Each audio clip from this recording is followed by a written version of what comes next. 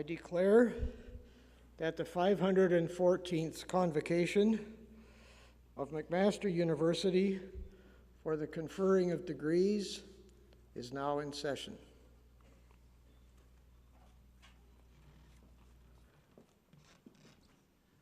Please be seated.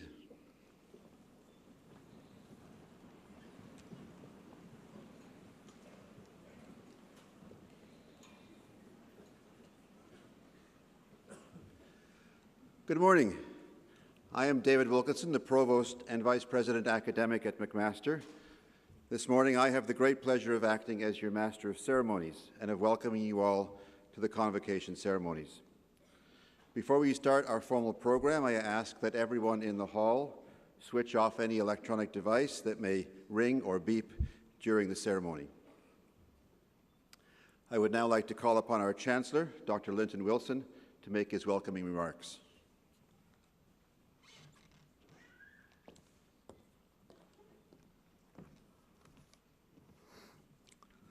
Very good morning to you all.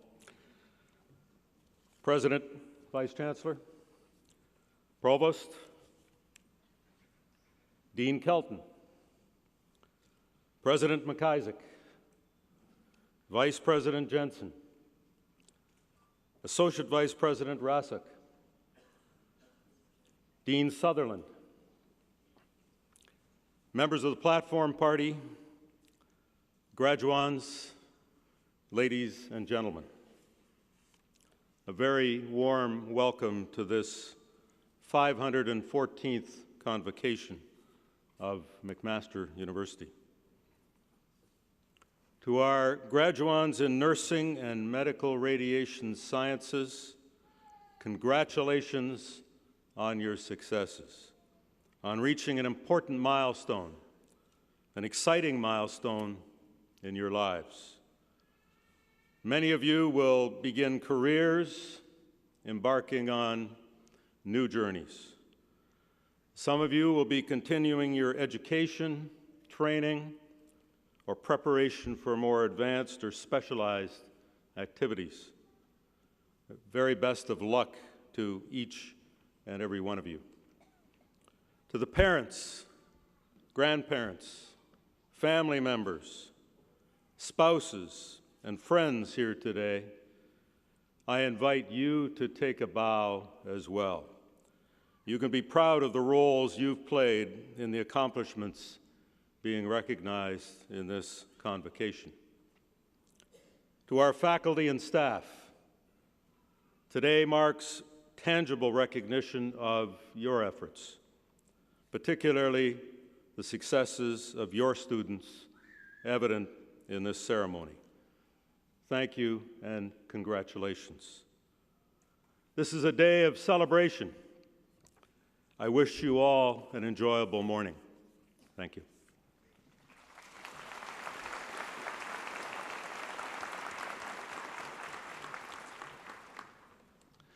Normally at this point in Convocation, we offer an honorary degree to someone of great distinction in this field.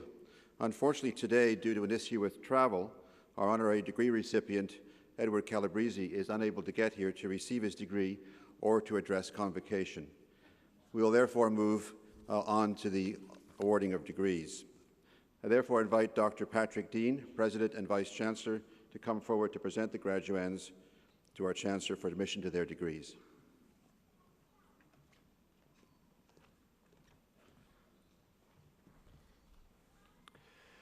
Will the graduands please stand?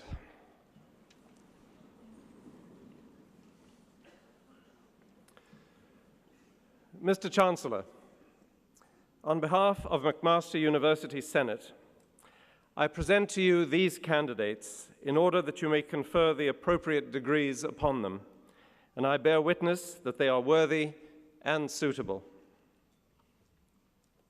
Graduands, by my authority and that of the McMaster University Senate, I have the great pleasure to admit you to your individual degrees in McMaster University with all of the rights and privileges pertaining to those degrees. My sincere congratulations to you all.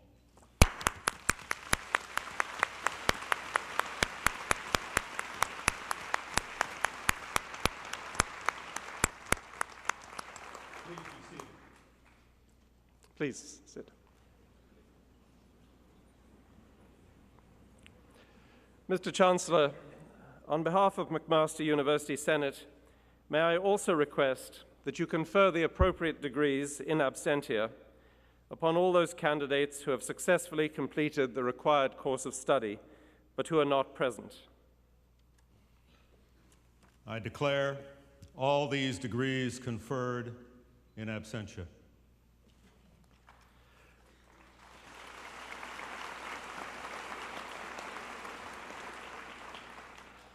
Graduates, I now ask each of you to join me on stage so that the Chancellor and I may welcome you to the McMaster community of scholars.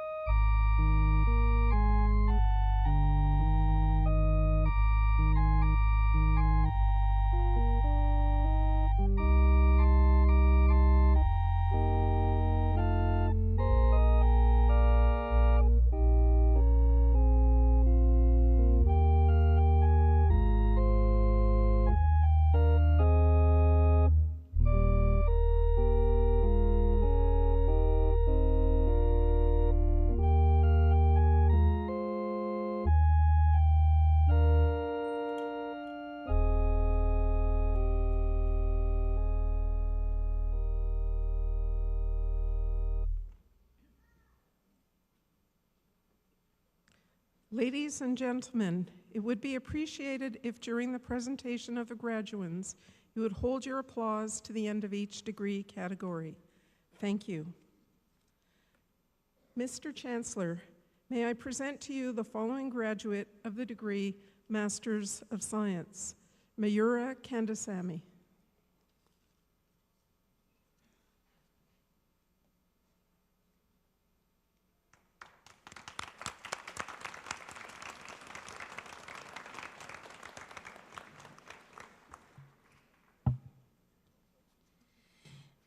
Mr. Chancellor, may I present to you the following graduates of the degree Bachelor of Science in Nursing.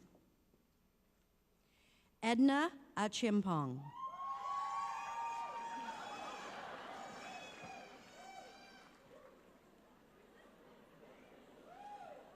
Folakemi Abiola Akano.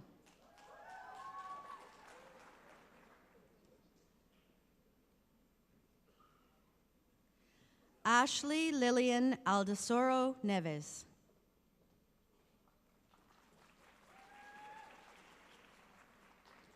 Kirsten Michelle Allen.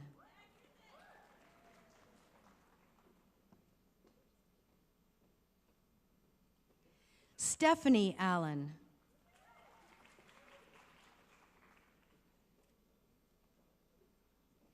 Emma Almas.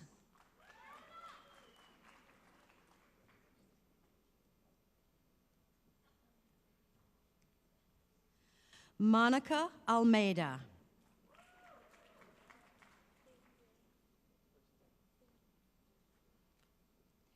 Michelle Alfonso.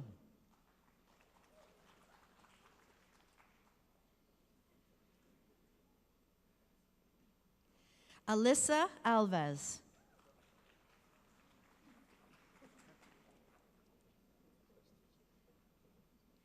Jessica Sharon Amy.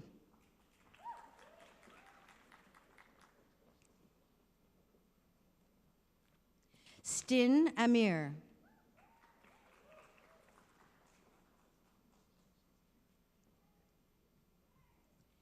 May Amouri.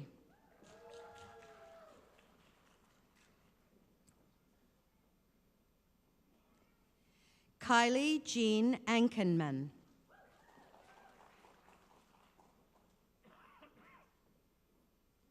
Shamsha Salim Aratia.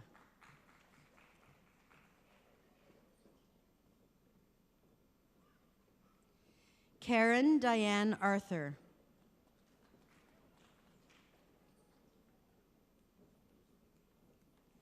Ernestina Asmai.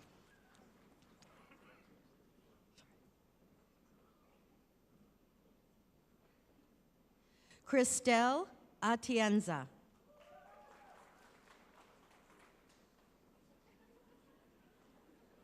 Anna Avalos.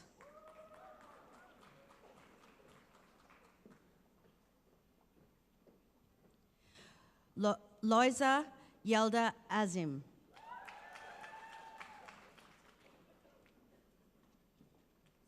Fro Azizi.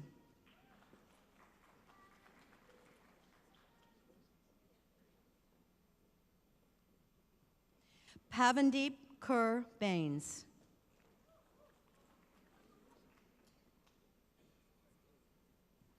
Kirsten Barber.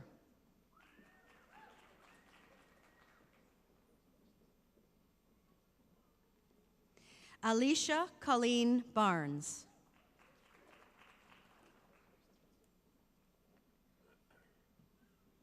Chelsea Bartley.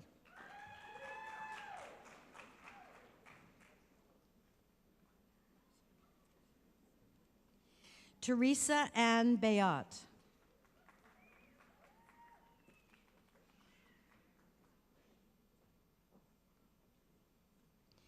Brianne Beatty.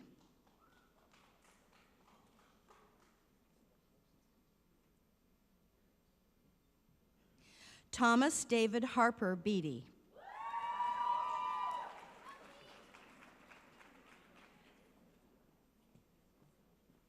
Carolyn Beckner.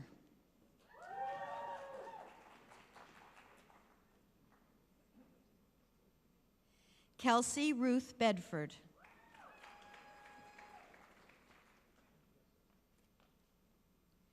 Hannah Bell.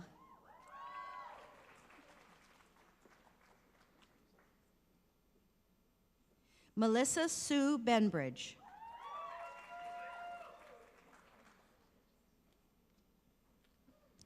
Brittany Benjamins.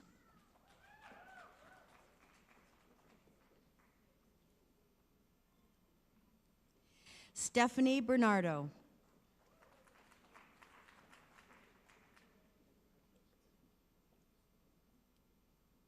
Samantha Biamonte.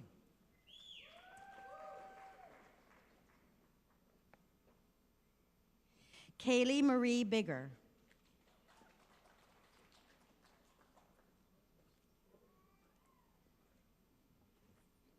Maria Margarita Blair.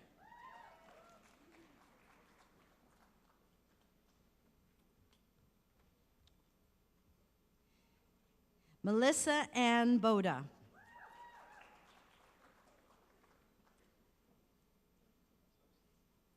Paige Lauren Benice.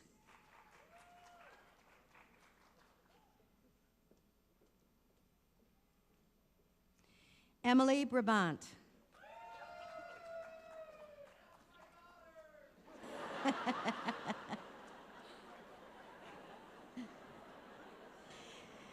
Hannah Marie Braithwaite.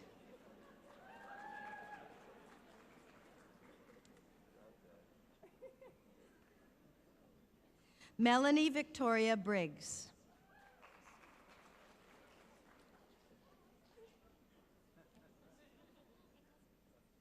Jacqueline Brignall.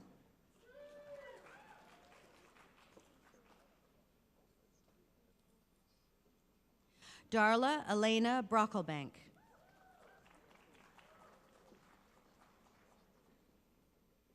Janelle Helene Brower.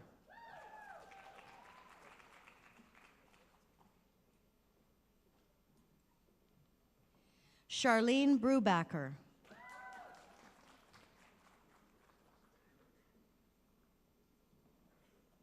Lindsay Bruce.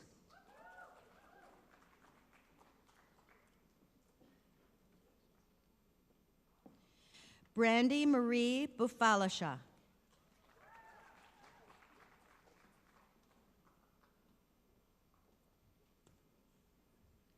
Stephanie Buist.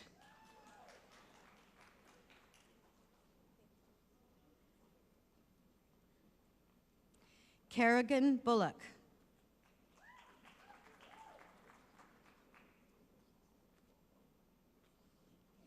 Braden Alexandria Bursey.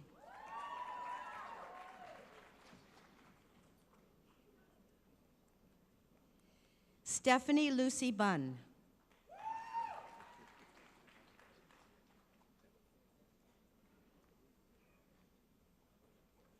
Allison Ann Can.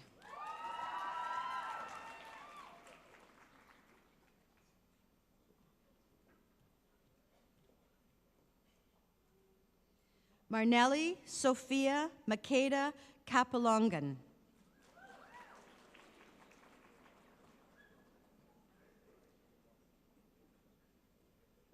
Amanda Maria Capaferri.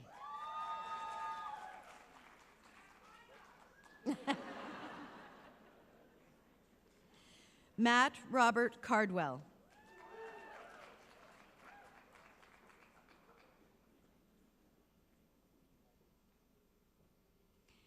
Leslie Ann Larimia Kasalm.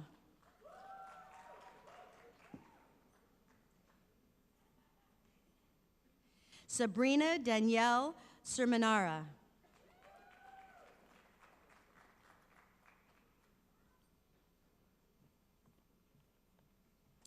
Kristen Chamberlain.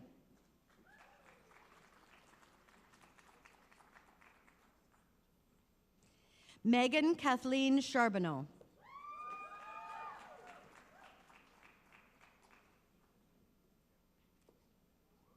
Kun Quinn Chen.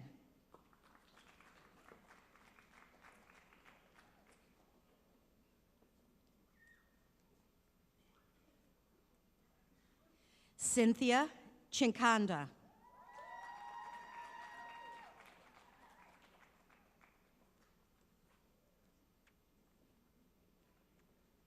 Anne Marie Child.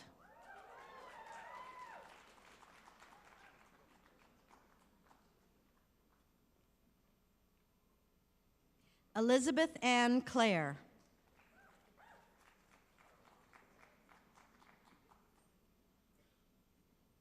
Lisa Coate.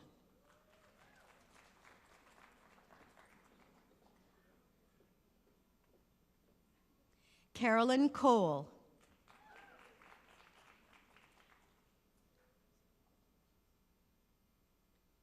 Amanda Patricia Kohn.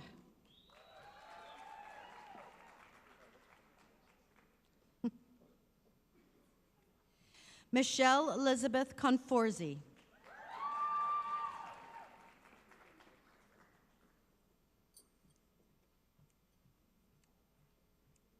Ashley Connaughton.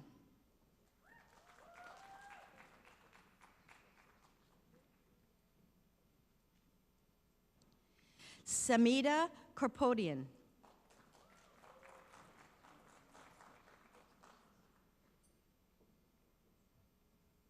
Rebecca Lynn Cosby.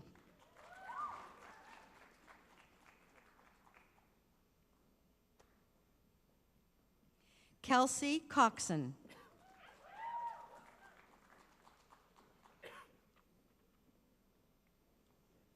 Charlotte Craig.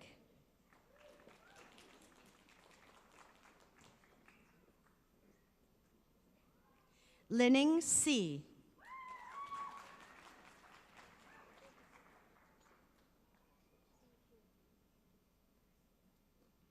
Andrea Curley.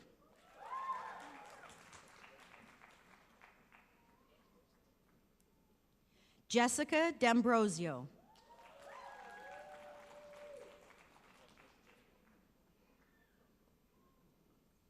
Yildoz Dahi.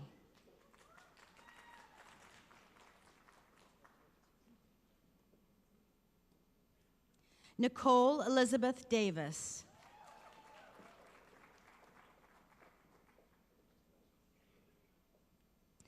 Amy Davison.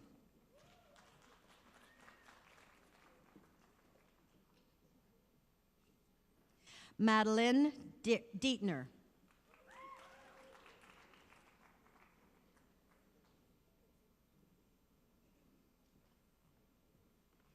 Alyssa Laura DeJong.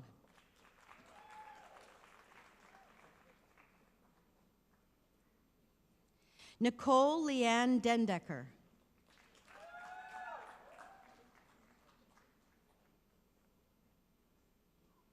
Mallory Ajuline Detzler.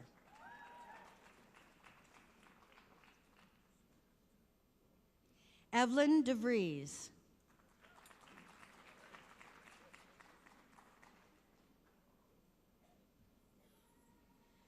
Avita Dianovska.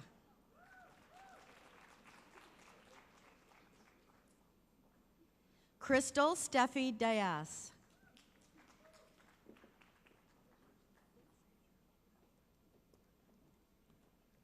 Megan Doreen Dion.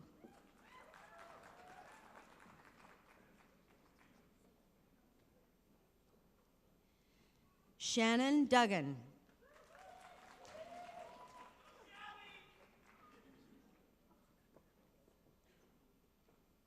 Diane Dukia Hanif.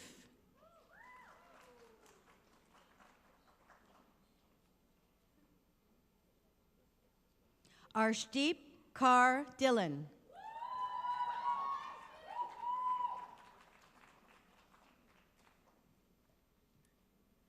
Mandy Dong.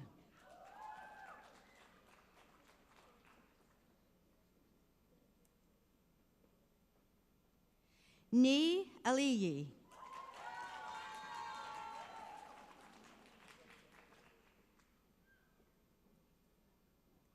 Karen Jean Ellis.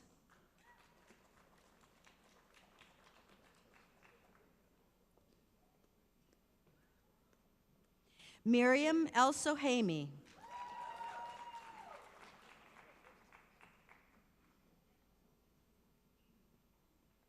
Emily Anna Jean Engel.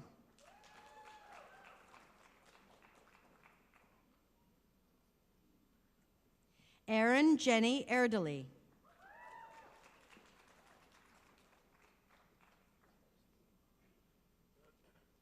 Teresa Marie Everts.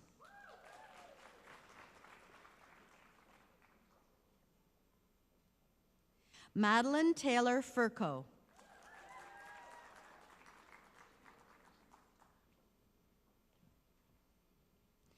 Pamela Carolyn Farrell.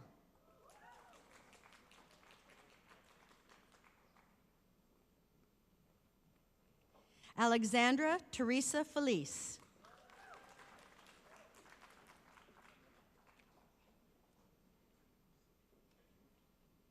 Caitlin Fisher.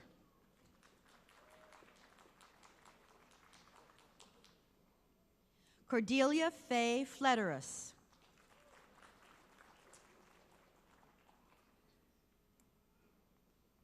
Catherine Lauren Fleming.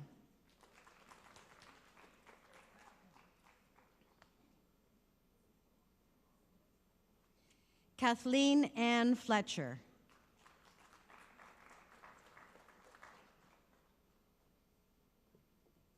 Maribel Florendo.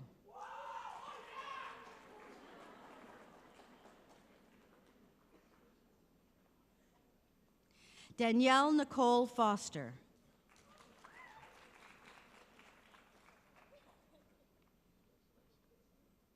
Laura Cynthia Frank.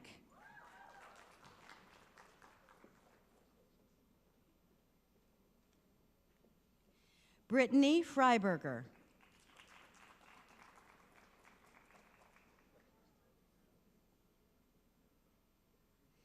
Alison Elizabeth French.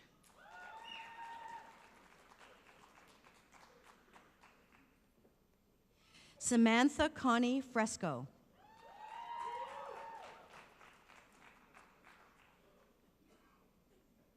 Allison Fick.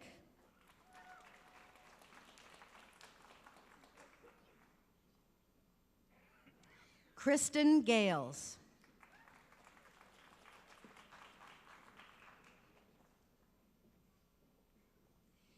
Stephanie Joan Gallagher.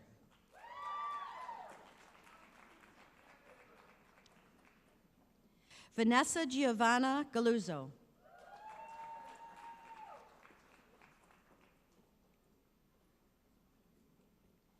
Maria Luisa Dadap Gamez.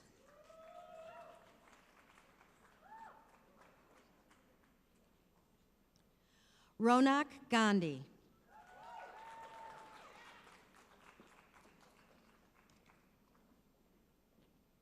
Ashley Gandier.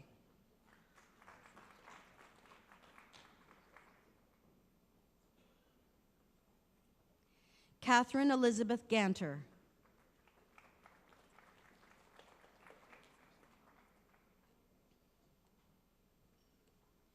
Callie Olivia Gatt.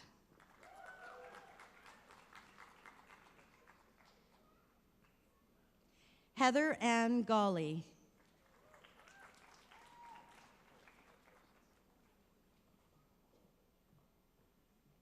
Adam Gebeyahu.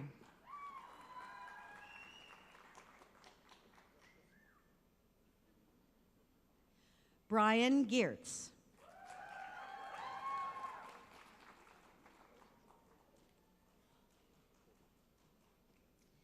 Dustin Cameron Gibson.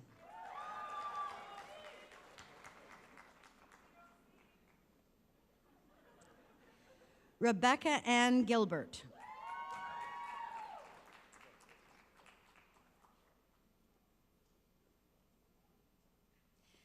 Amanda Elizabeth Gillies.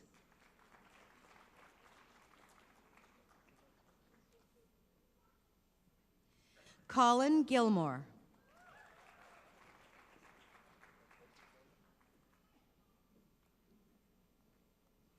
Alana Dawn Goodlett.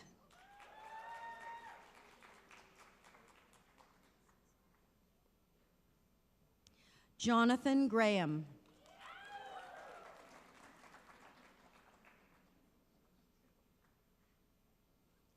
Carrie Grenville.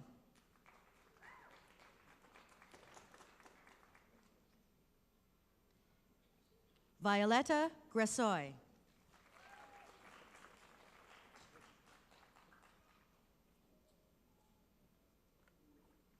Alicia Grossman.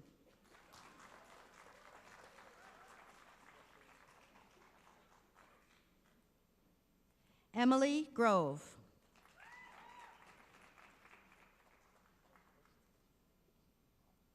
Amanda Guthrie.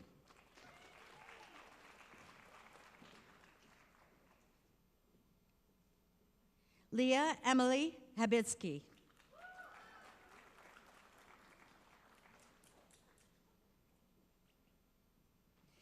Cheryl Hall.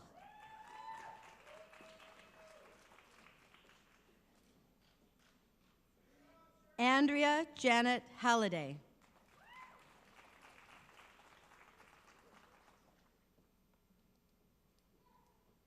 Yasmin Hashmi.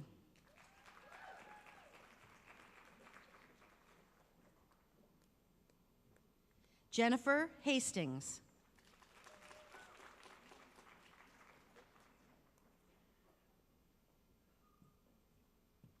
Catherine Hattle.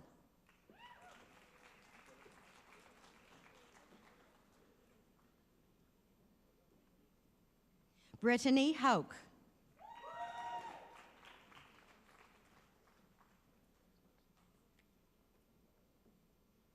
Emily Nicole Hay.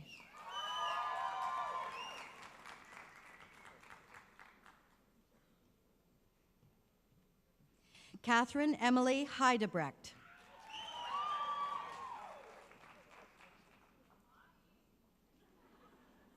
Mary Kathleen Mercedes Hempy.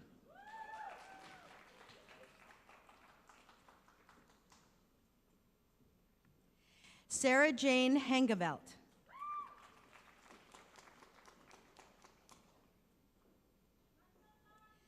Alexandra May Hepburn.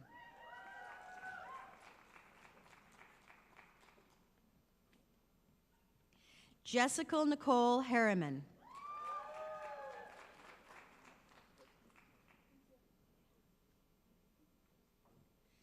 Alana Marie Hobbers.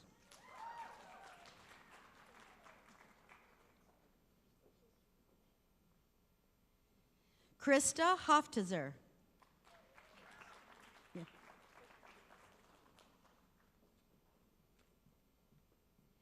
Nikki Alexandra Hogan.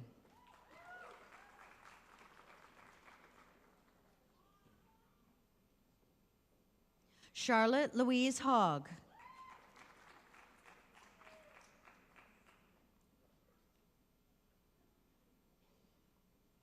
Claire Hohenadel.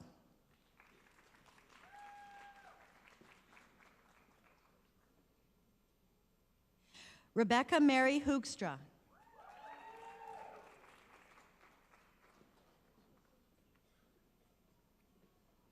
Katrina Nicole Horrocks.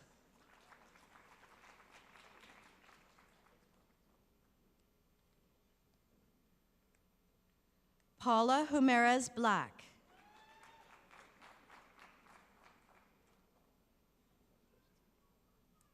Shane E. Unocencio.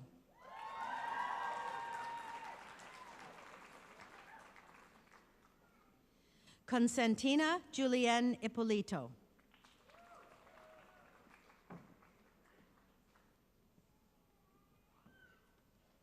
Caitlin Rose Walker Ireland.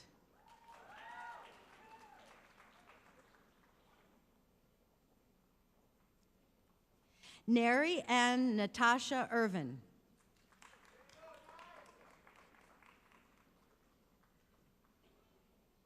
Edward Jacinto.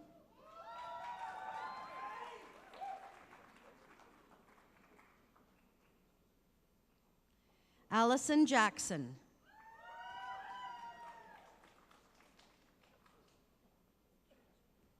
Rachel Elizabeth Jansen.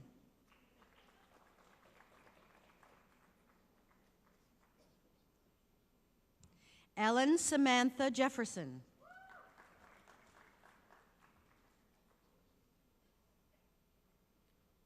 Sarah Elizabeth Jennison.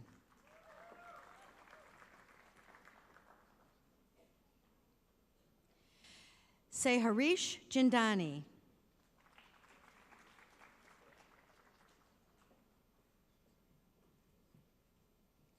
Michelle Jovanovich.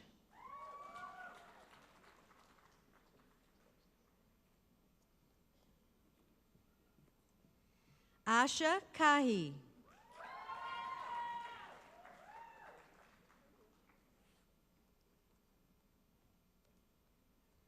Catherine Kangath.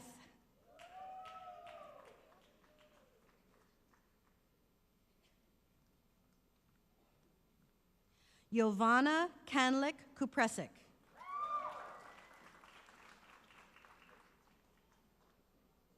Madeline Marie Carabella.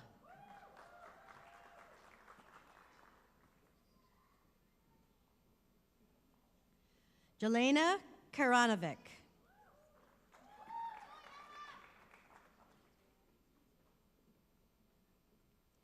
Tabitha Lynn Kellendonk.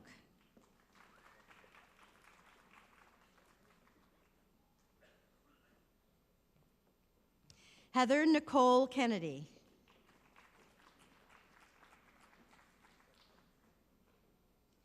Jennifer Kennedy.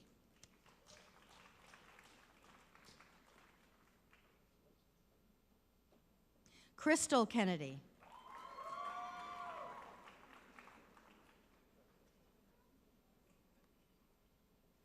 Laura Jean Kennedy.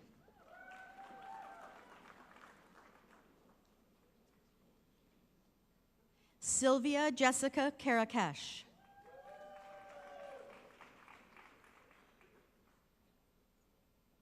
Caitlin Elizabeth Kirkvliet.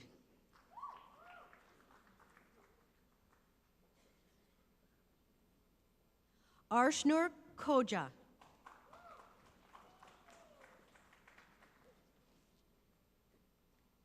Susan King.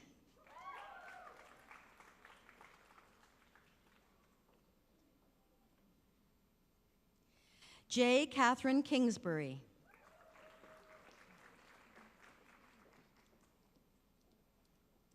Shannon Kingshot.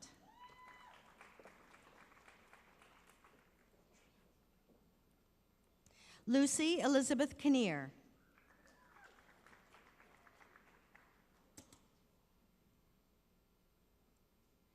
Justin Lynn Nishawinski.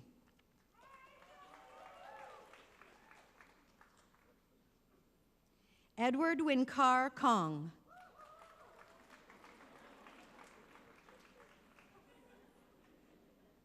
Christina Coast.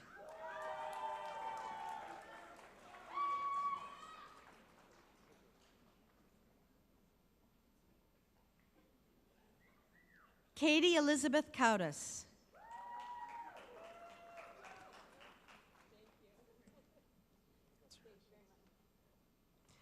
Amanda Joelle Mangahas Laksamana.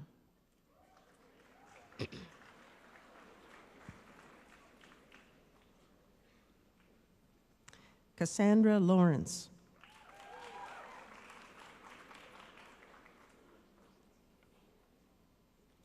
Amanda Leclerc.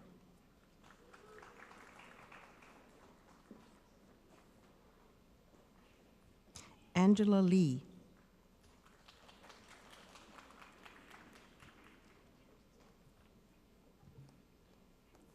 Megan Kimberly Leslie.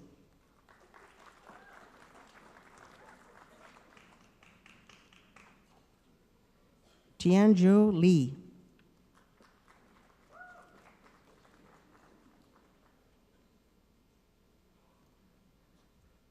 Anna Kamara Badelis Lim.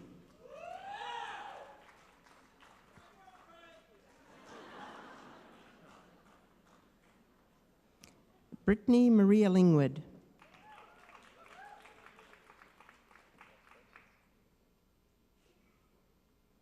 Rebecca May Lisk.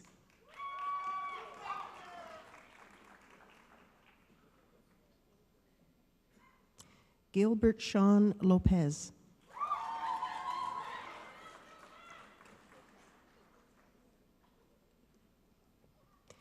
Caitlin Lowther.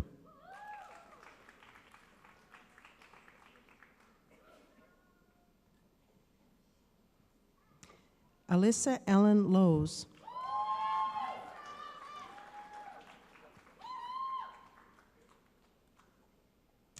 Bo Liu.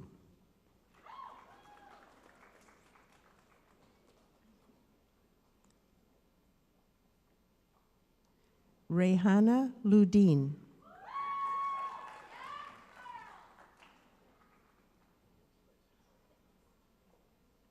Kendra Justine Machin.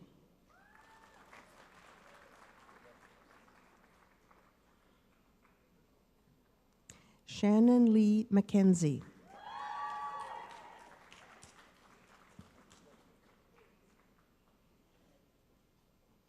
Kristen Makowski.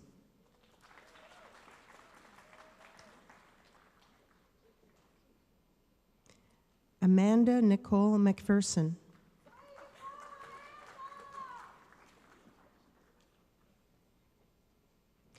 Amber McTavish.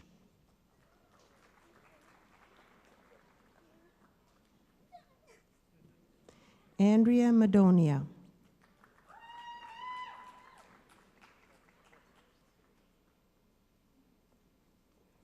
Shewan Natalie Madrumatu.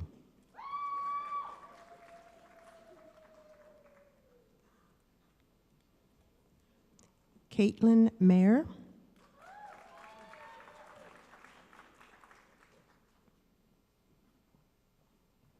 Patrick Malinsky.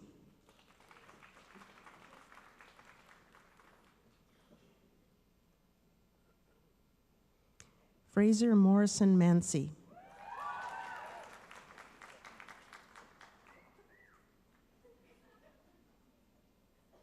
Lori Christina Mantilla.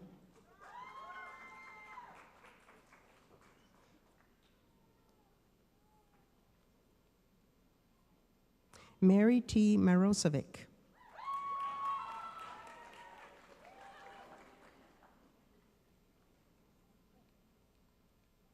Daniela Luciana Marjorian.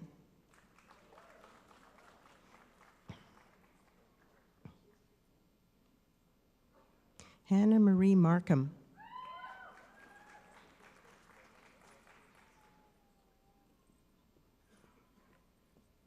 Aphrodite Markovska.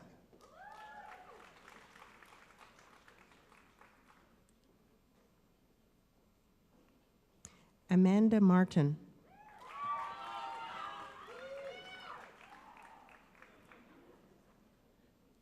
Stephanie Martins.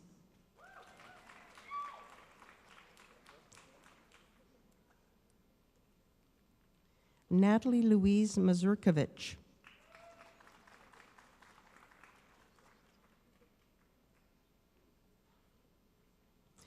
Alex Mayorga.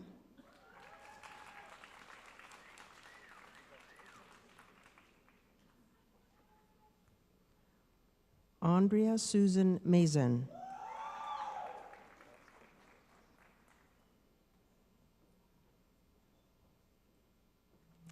Taryn Elizabeth McAleer.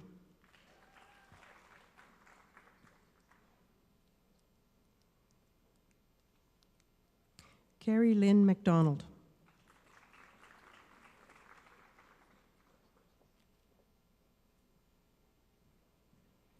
Ryan McGinley.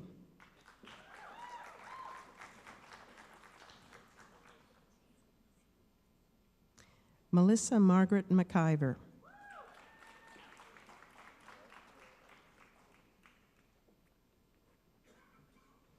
Ashley McCown.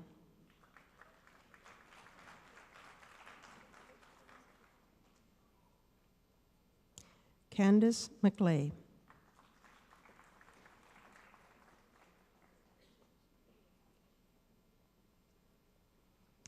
Constance McLean.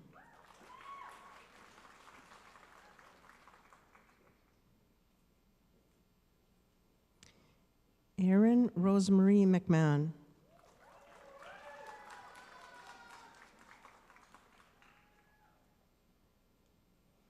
Lindsay McMahon.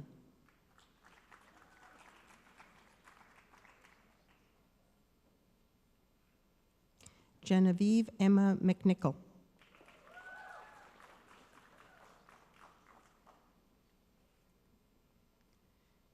Brittany Taylor Medeiros Pixoto.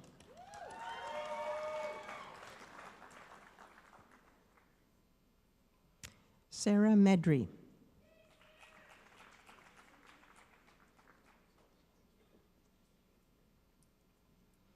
Andrea Meeks.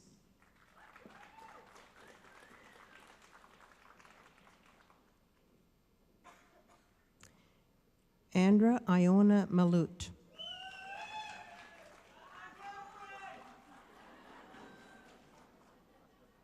Christine Grace Mendoza.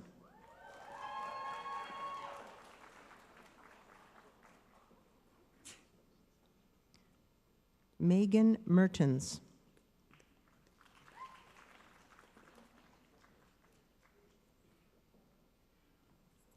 Ibrahim Sami Mian.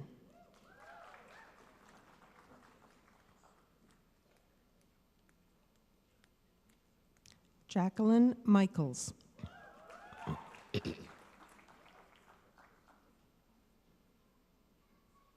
Catherine Miller.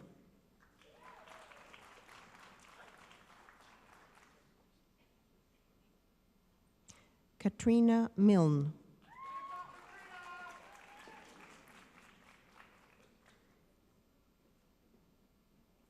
Nefi Mamudu.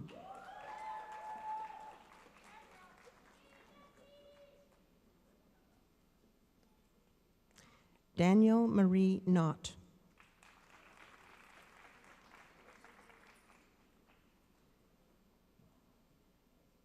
Melanie Moran.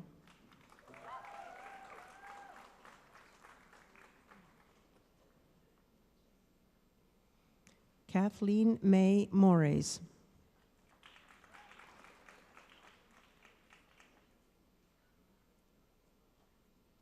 Andrea Moros.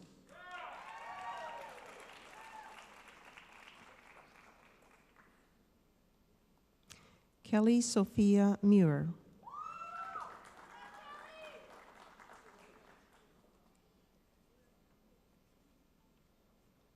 Albert McCundy.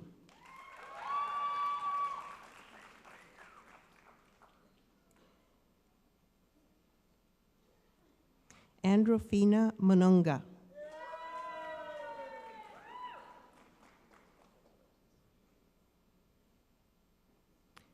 Jessica Lynn Murray.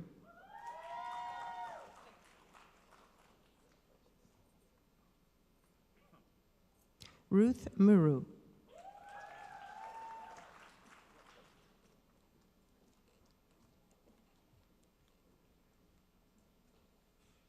Natalie Musley.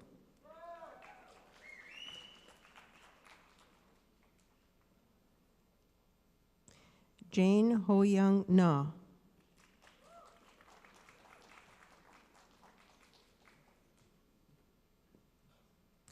Jenny Holim Na.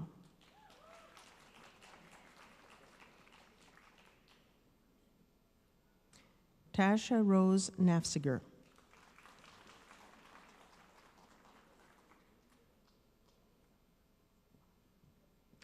Nobi Nodlavu.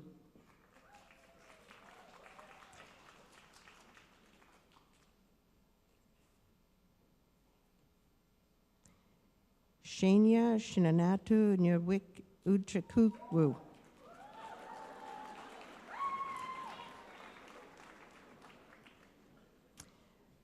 Michelle Kim Maria Nivola.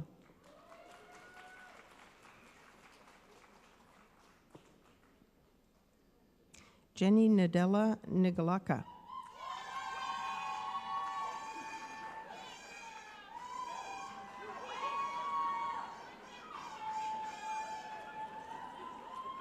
Jessica Nickel.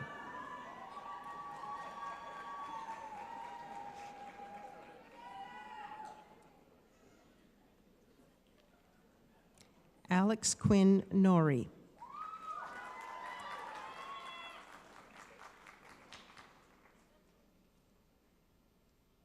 Leonci Nigaran Kabu.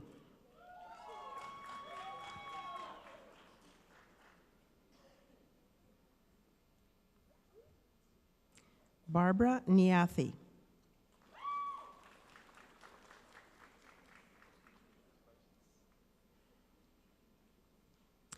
Mulangoi Niyambo Ma.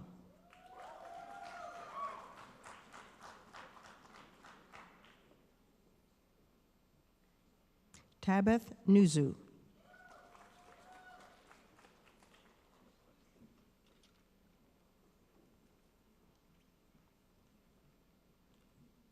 Deborah Omegon.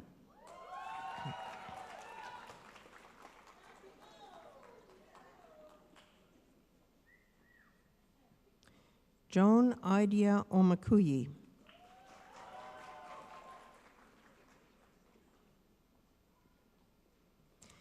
Amy Miranda Natalie Opperman.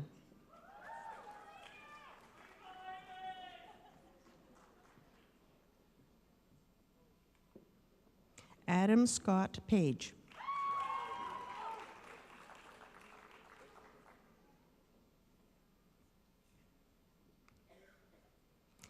Cindy Pandierada.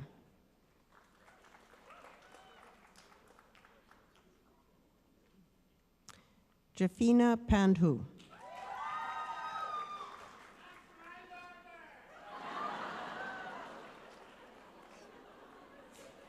Hannah Park.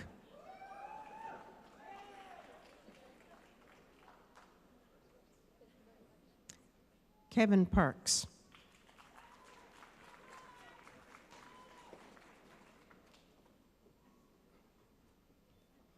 Denise Peddle.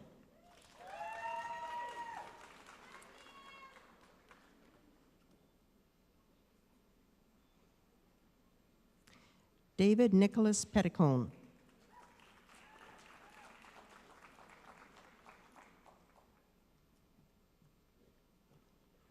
Jed Renan Lazaro Perez.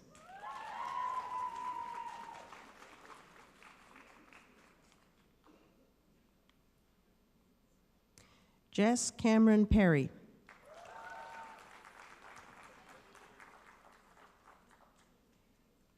Stephanie Ann Patricia Persaud.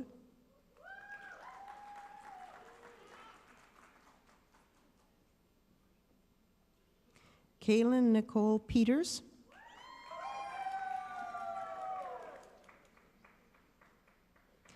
Carrie Peterson.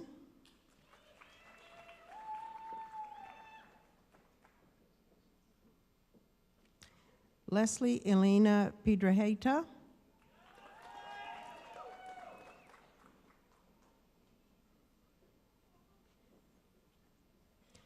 John Stephen Pilla.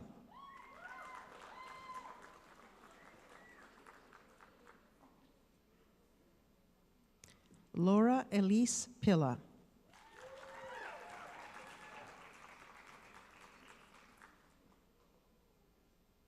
Alexandra Pervulescu.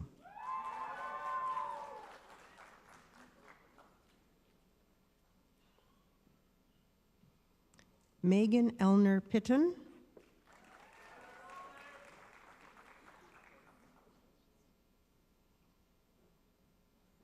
Nicolette Zita Pulgar.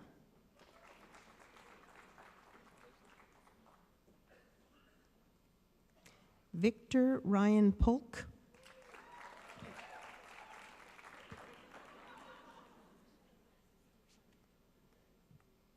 Lise Pontillo.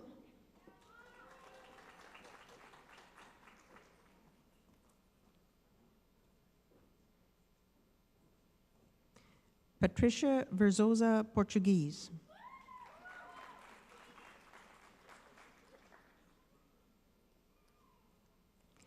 Brandy Powell.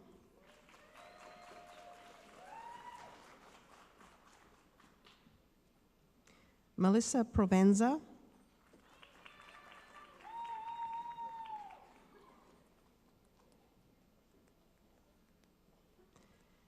Mandeep Purival.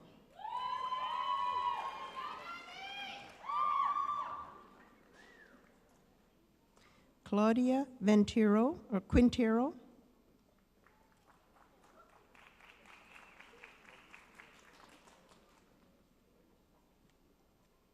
Michael Awad Ragib.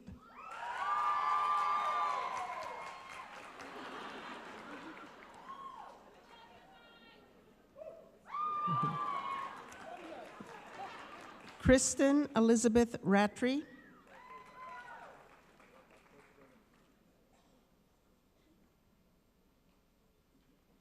Amber Rayner.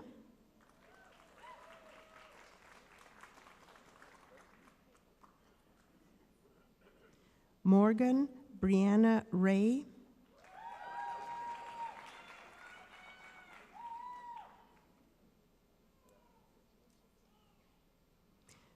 Karina Ann Reddick.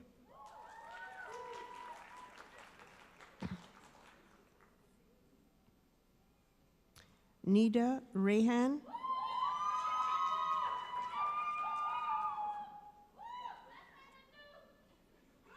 Jessica Michelle Richards.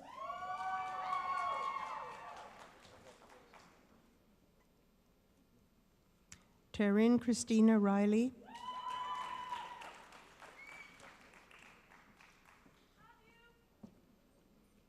Angela Maria Ritchie,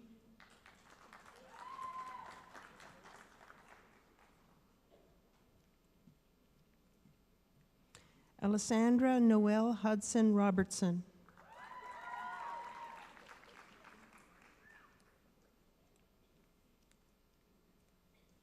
Maria Reck,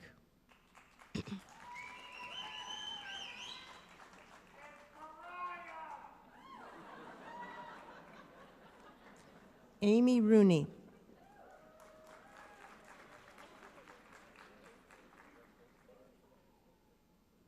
Chelsea Rosastic,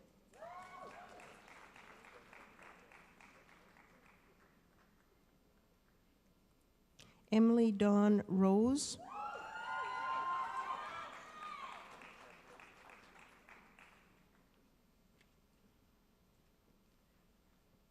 Janet Rozek,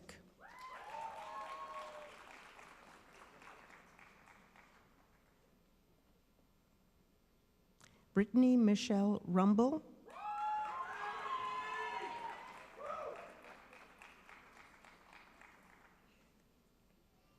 Ashley Ann Runciman,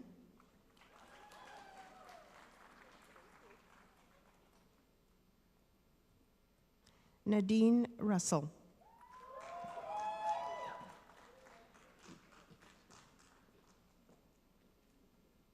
Wahida Salimi,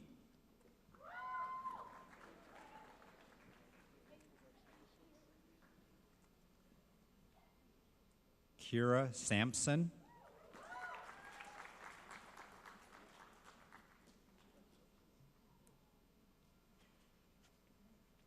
Pavandeep Sandhu,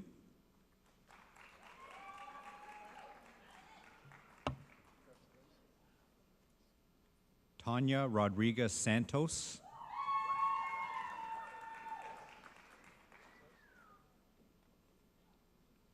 Ashley Scoff,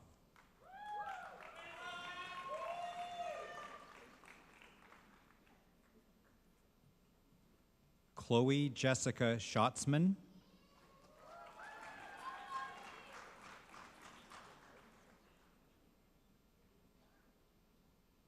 Tara Lynn Shime,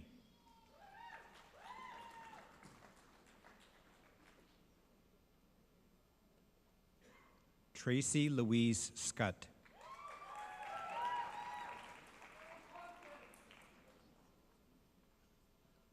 Michelle Sears,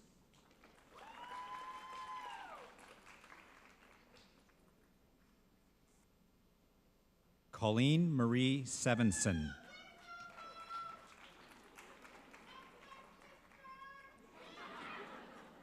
Karina Shalvargian,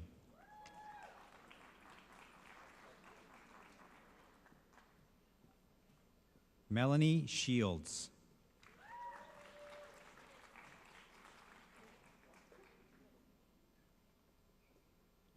Ashley Alana Silva,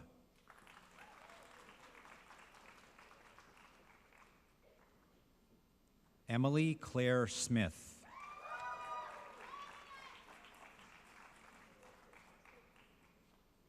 Jenny Lee Marie Smith,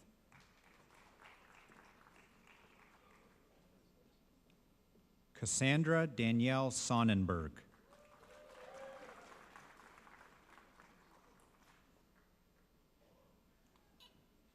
Kelsey Rebecca Margaret Sonnenberg,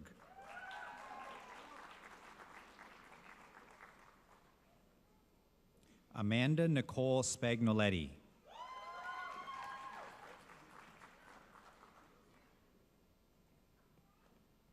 Benjamin Ross Spears,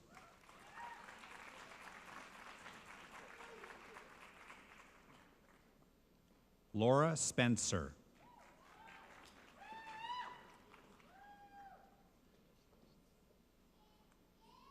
Christina St. Pierre,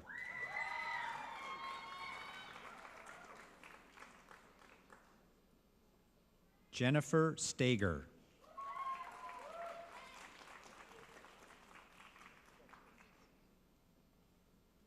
Felicia Ashley Alice Stanton,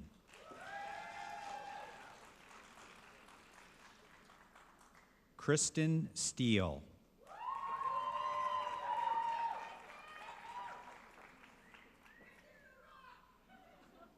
Julie Nicole Steinga.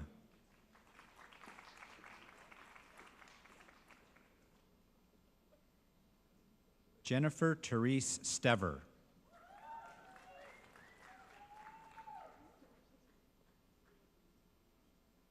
Kayla Nicole Stewart.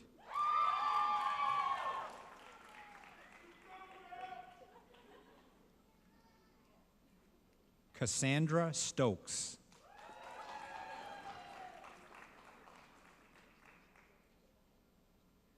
Mary Strain.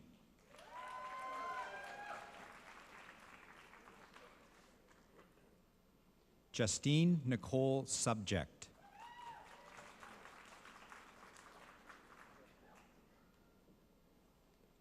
Brian Robert William Such.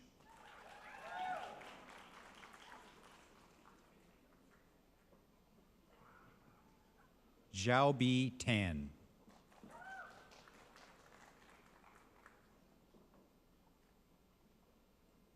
Kelly Tarza.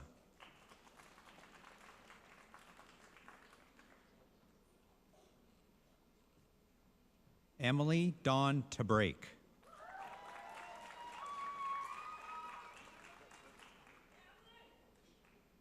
Natasha Maria Chong.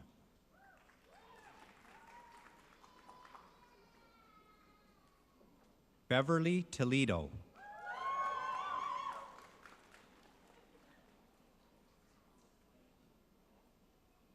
Stephanie Tong.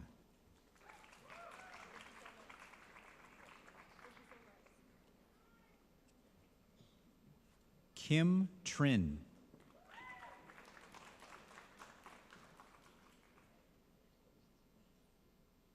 Michelle Nicole Triska.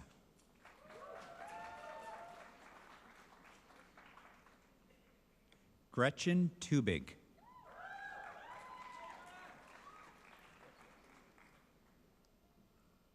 Yulia Timofeyeva.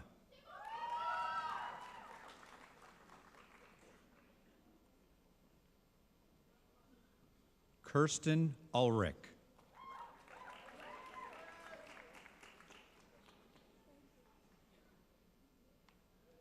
Jonathan Dominic Antonio Valeri.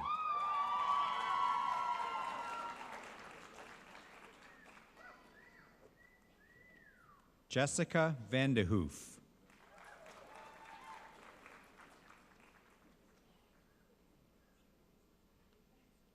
Isaac John Van Geest.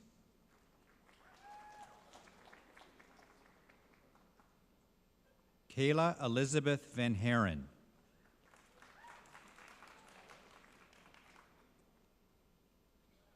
Shelby Nicole Vandenboer.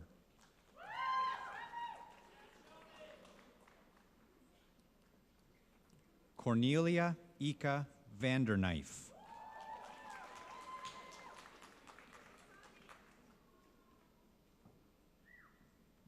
Megan Vanderkoy.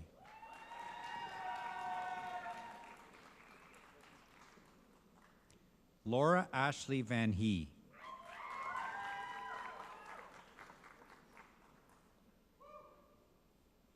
Kimberly Vargas.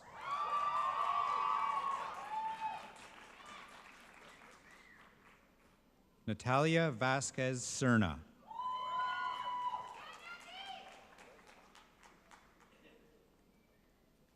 Anusia Velamilam.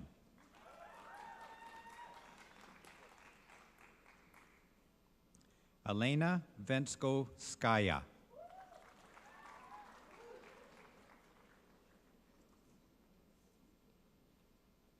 Justin Matthew Viss.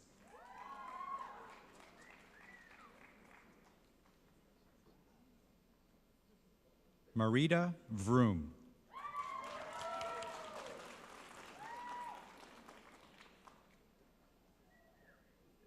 Monica Doreen Wagner.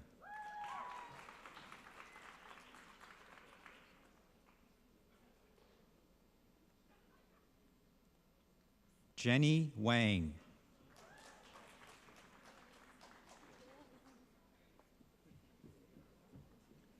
Darcy Ward.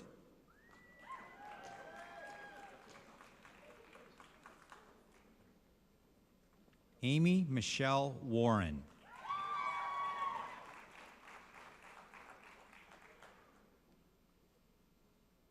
Eileen Westerveld.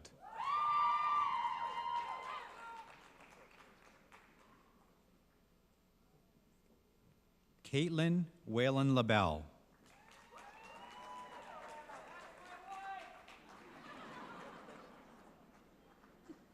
Stephanie Whaling.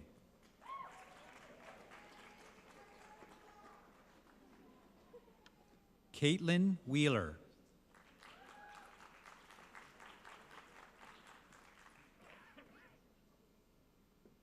Sylvia Anna Wiliba.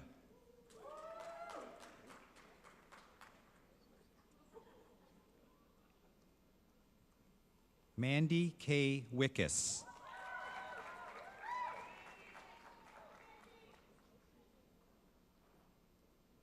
Christina Williams.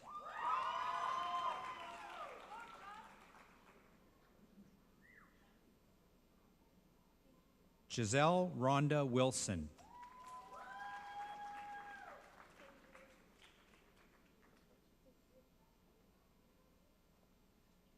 Chelsea Winch.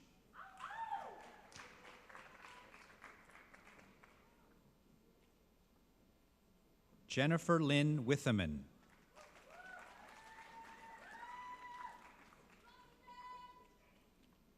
Janelle Wolgamut Midama.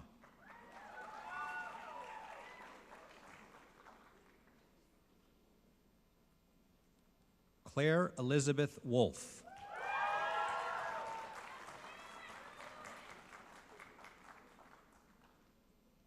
Tisha Wood.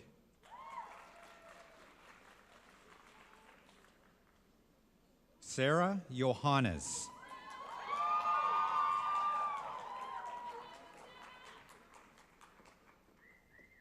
Kaylee Marie Eunice.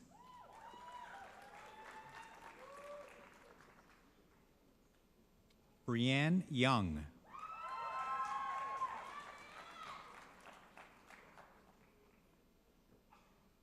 Karen Jane Yurchich.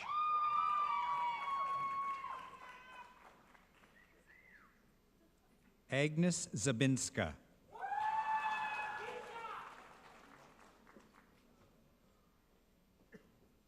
Marion Gonger.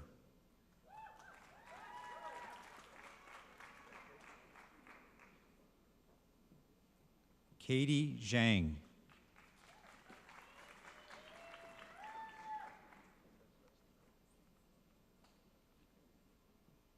Huisa Zheng.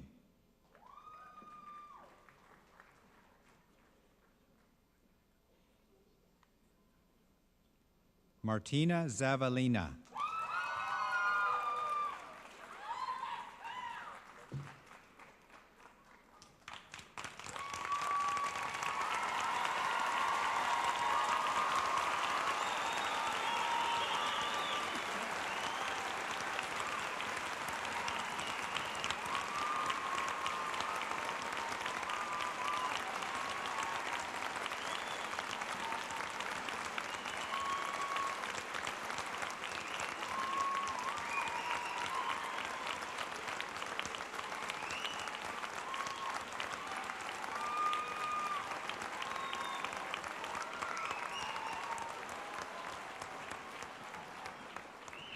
Mr. Chancellor, may I present to you the following graduates of the degree Bachelor of Medical Radiation Sciences. Brittany Ann Allen.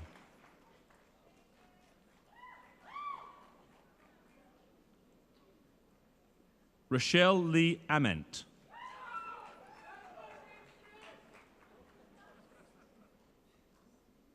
Caitlin Marie Amendolia.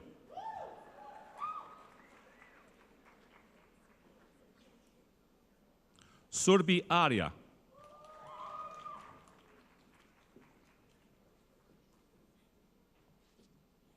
Faizuddin Azizi.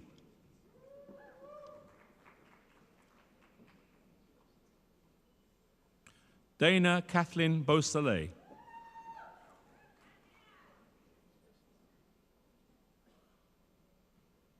Krista Larin Bota.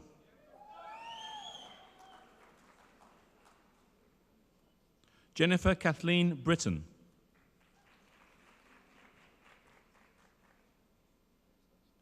Kelsey Nicole Brunskill.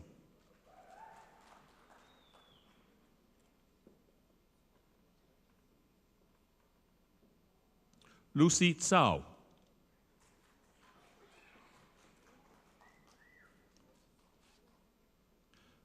Chami Heyman Chan.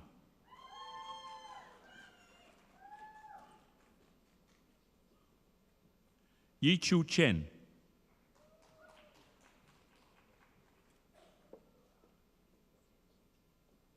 Hon Lam Choi.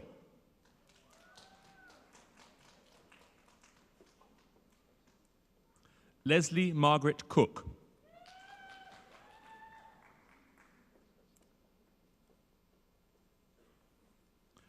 Diane Nicole D'Alessandro.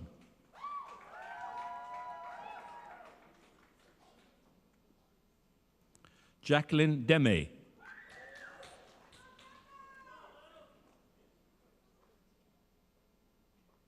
Sarah DePau Hamilton.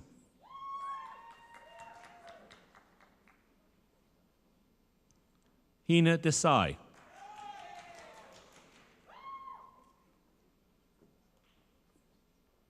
Amelia Louise DePavane.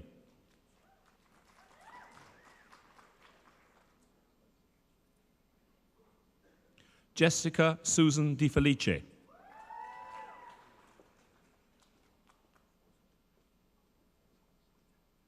Kevin Allen Doggett.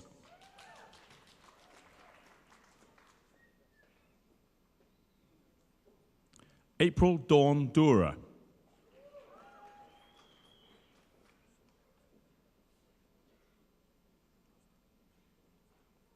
Elizabeth Faria.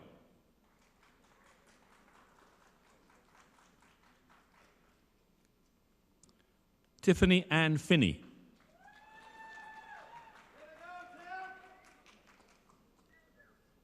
Jessica Marie Fredericks.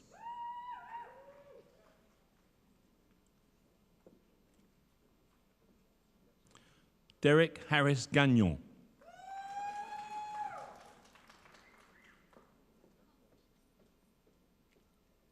Jennifer Lynn Gearing.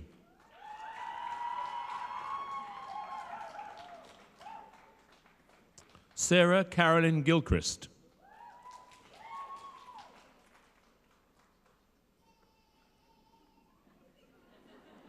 Caitlin Gismondi.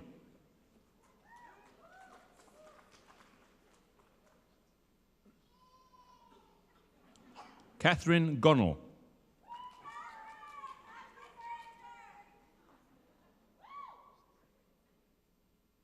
Jennifer Ha.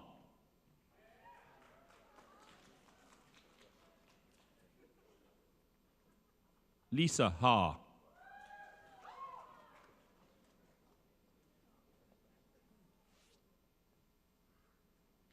Melissa Gale Harper.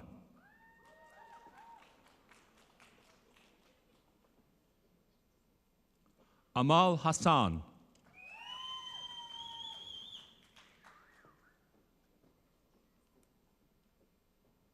Jacqueline Michelle Heaton.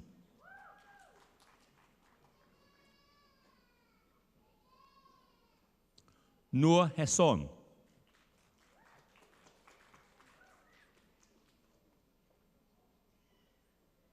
Melissa Ashley Hilliard.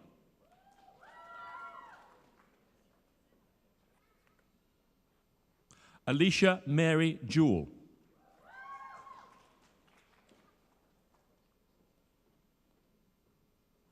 Kayleen Johnson.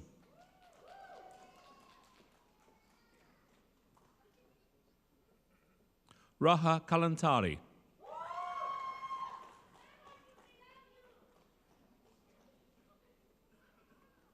Zoya Katzman.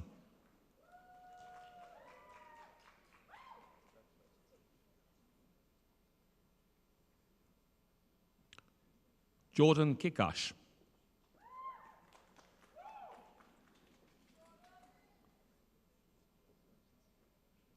Larissa Emily Grace Costal.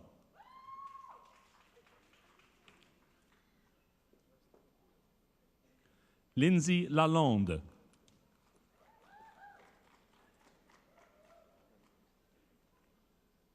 Shannon Ann Lambley.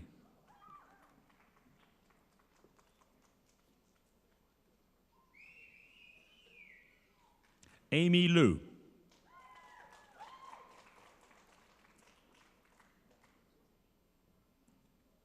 Shannon Elena Magdich.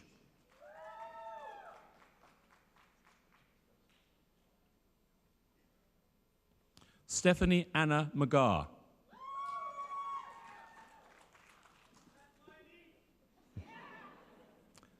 Gillian Nicole McMillan.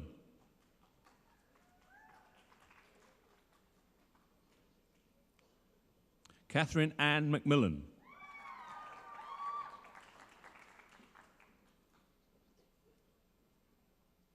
Shannon Holly McRobert.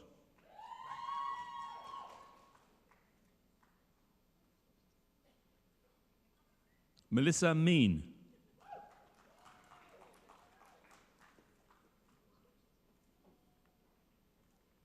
Kanksha Mehta.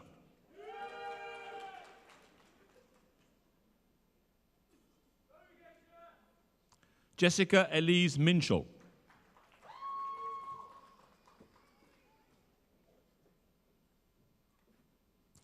Hiba Mohammed Ali.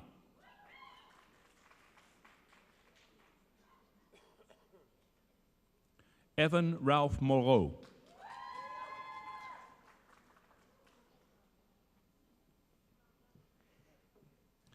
Veronica Mostachi.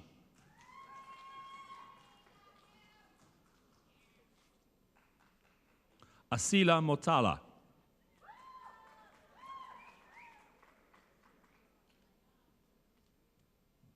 Biniyam Mulat.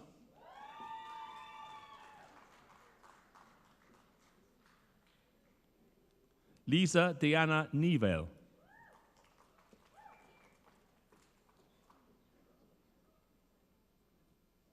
Pauline Gwen Nicol.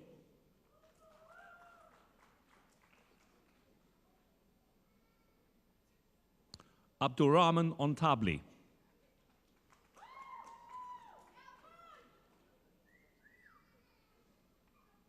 Catherine Parker.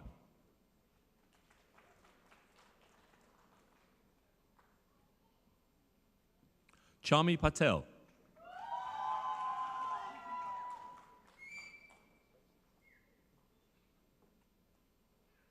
Mudra Patel.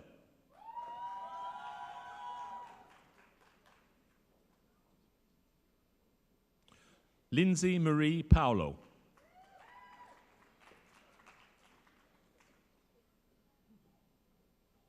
Michael James Peachy.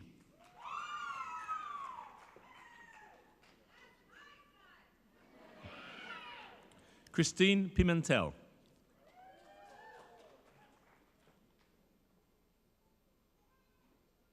Ayman Reyes.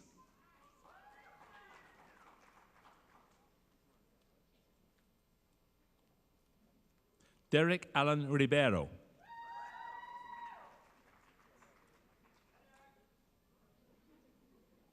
Lauren Danielle Richardson.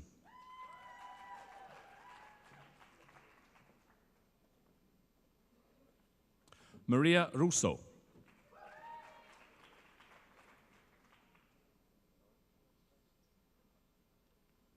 Sagana Sathisivam.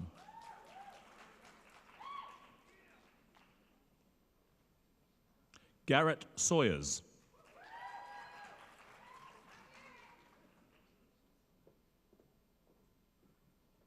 Justin Sheck.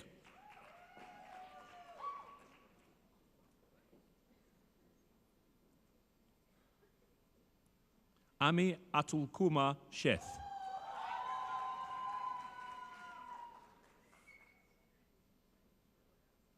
Dongkwan Shim.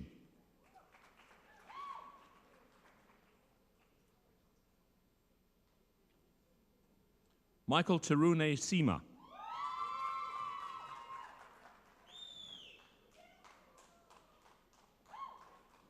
Jessica Leanne Sisler.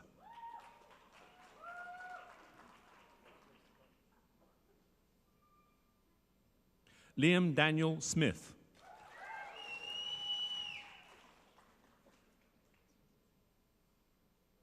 Madison Hillary Smith.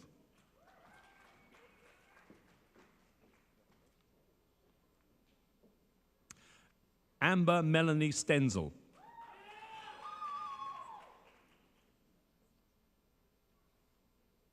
Lillian Grace Taylor.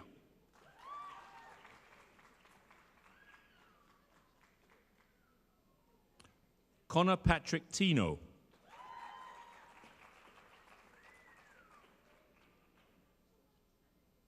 Therosia Thi Rachel Vam.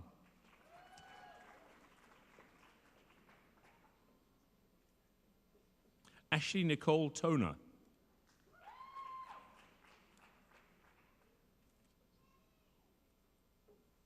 Mike Tran.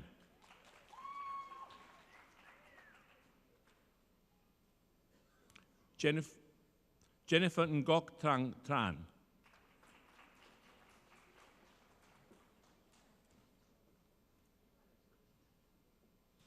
Mohammed Ershad Ullah.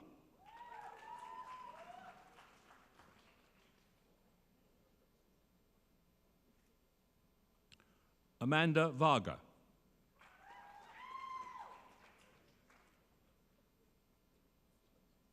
Jennifer Nicole Feldstra.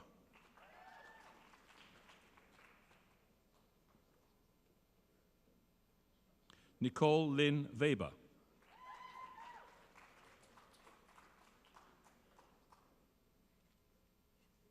Arthur Wong.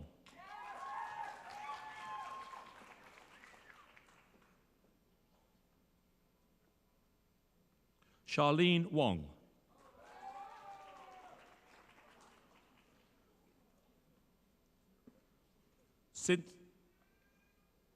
Cynthia Christine Wong.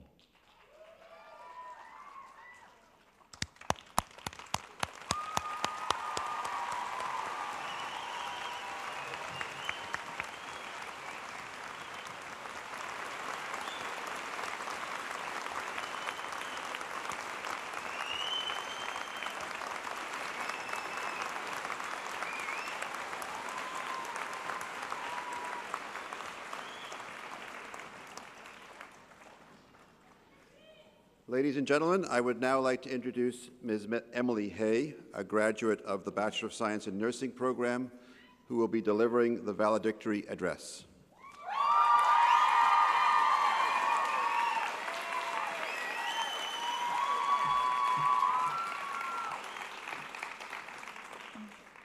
Welcome, Mr. Chancellor, President Dean, honorary guests, faculty, invited guests, family, and friends. There's a good reason they call these ceremonies commencement exercises. Graduation is not the end, it's the beginning.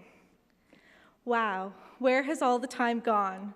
It feels like just yesterday we were receiving our acceptance letters to the medical radiation and McMaster, Mohawk, and Conestoga nursing programs at McMaster University. The excitement of knowing that we were about to embark on a new adventure that would take us through becoming professionals in the field of healthcare. Well, I think I was more excited about leaving home and moving into residence with the 4 years ahead feeling like decades. That moment in time where we changed from university students now seems like a small bump in the road called life, especially now as we plan for our professional future and begin to map out our own careers in healthcare. That chapter in our lives has given us the tools to move forward into this new adventure. In the beginning, we were young and inexperienced. Looking back through the years that have followed, I see opportunities given, guidance shared, and unwavering support from our instructors, professors, and friends as we begin to grow into a person and, as more importantly, as a professional, building our knowledge, skills, and compassion. I will never forget the first time we were placed at a hospital and thinking that I was so prepared and knew what I was doing.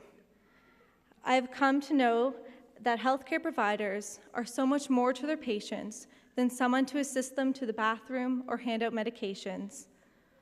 We are there all day, every day, seeing the changes and supporting the needs of the patient in more ways than one. It is about the compassion, the understanding, the helping hand when a patient needs support. This could be during a procedure or just listening as they tell you about their family, their struggles, or their fears. We see the whole person and become their voice when they need one. We have the pleasure to care for people 24/7. This gives us an opportunity to see the whole of the person. What I have observed of my fellow graduates is that we have grown from the bed maker and the bather to seeing ourselves as the patient advocate. We have learned to be patient-focused, and we have learned that each patient is not just a diagnosis, a procedure, or a bed number.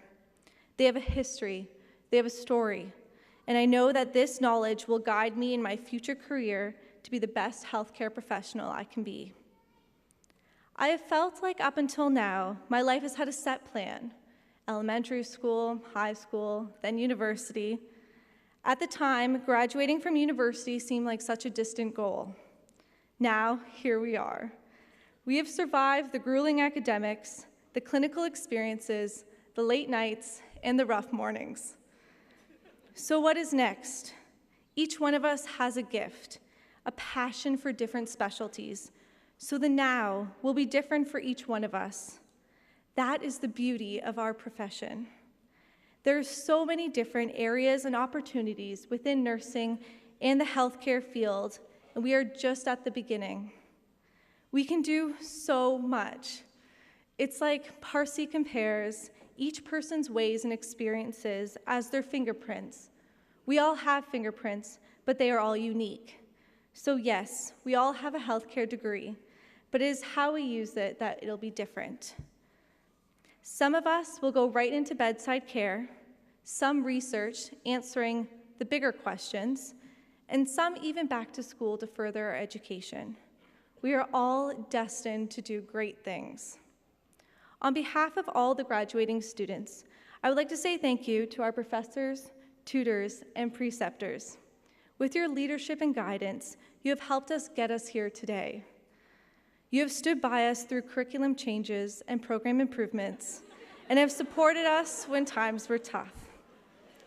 You have been such an inspiration as mentors of our future profession. Words cannot describe how grateful we are. Thank you to all of you, my peers. As students, we have been through a lot together. We have built a foundation for our future together. Through hard work and perseverance, we have trudged through. We have grown and will continue to grow together. It is these friendships that we will continue to nurture and cherish for years to come. We have a network of expertise now that we can use to assist each other in the transition into the next chapter of our lives. Remember these friendships, and remember to share the good, the bad, and the ugly with them, because these are the people who have been there for you, and that they know where you come from and your potential to go further. I want you to all to take a moment today to express your thanks to those friends that were there for you and that will continue to support you as you move forward in your profession.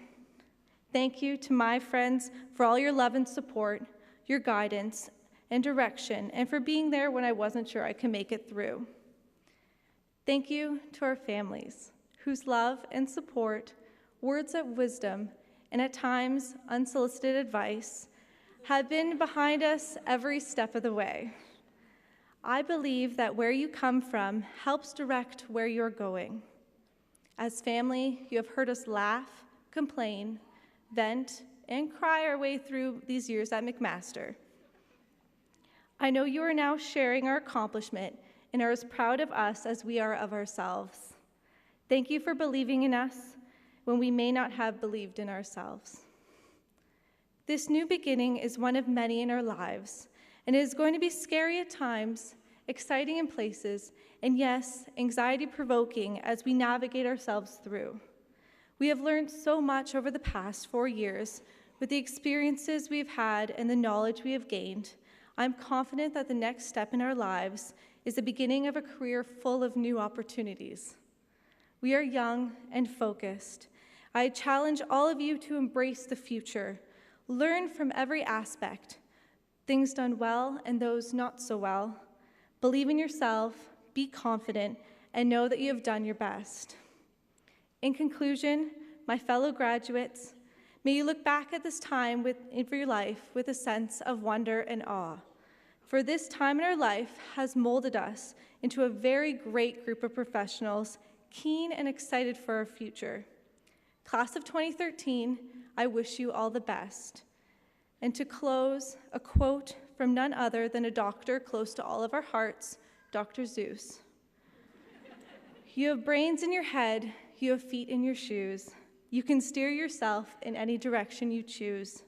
You're on your own, and you know what you know, and you are the one who will decide where you go. Thank you.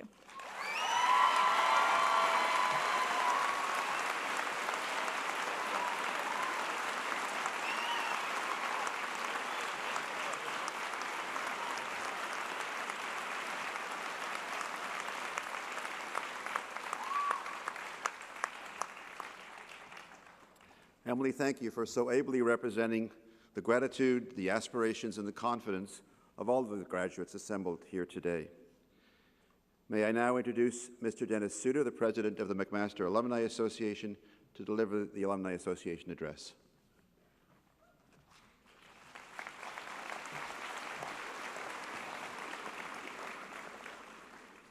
Chancellor Wilson, President Dean, President McIsaac, members of faculty from McMaster, Mohawk, and Conestoga, honored platform guests, members of the McMaster class of 2013, ladies and gentlemen, I'm going to offer a friendly amendment to my introduction. If you were worried what disease, disorder, or dysfunction had happened to Mark Stewart, if you looked at his photo at the beginning of the program and then saw me up here, I want you to tell you I'm a past president of the association, and well past it. So I gather that some of you brought family today, is that right? I got that impression. When I thought about what I might say to you today, I did have some suggestions come from the alumni office, and I am going to use some of those reluctantly. I thought, how is it possible that with 11 complete 4-year programs between my time on campus and yours, that I could begin to relate to your experience? So much was different during my 4 years. The Rolling Stones were on tour in Canada. A new James Bond film played in Westdale. A pointy-eared Vulcan and his spaceship captain boldly went. We had a relatively new student center that was already almost at capacity, called Wentworth House. The Marauders battled for the Vanier Cup. And I suppose this, you wouldn't understand this one. A major source of student discontent on campus was the cost of parking. Well, perhaps Harry Truman had it right when he said, "There's nothing new in the world but the history you haven't learned." Not long ago, your McMaster Alumni Association asked our more than 160,000 alumni from around the world to send in advice that we could offer to new grads such as yourselves. It's called the Good Advice Project, and our staff at Alumni House has selected a few for you today. A fair disclosure, all of these comprise actual advice offered by honest-to-goodness McMaster alumni. Think before you act. Keep your eyes open, to which I would add, except when you're sleeping, because it really upsets other people. Know when to keep your mouth shut, especially if there's a lot of flies around. Cross at the lights, or in Toronto, cross at the crosswalk if you're suicide prone. Honesty promotes happiness. So does food and a roof over your head. Make sure you travel. Can I put a pitch in for New Zealand? Call me. And the last one I was kind of puzzled by. It says, beware of snowflakes. I would say that psychotherapy is an option. Now, if there was a piece of advice that I would give to you, well, you're going to be healthcare providers, and it really doesn't apply to you, but I get this one from my Mohawk alumna wife regularly. You might want to share it with your future spouse. She says, "It's not all about you."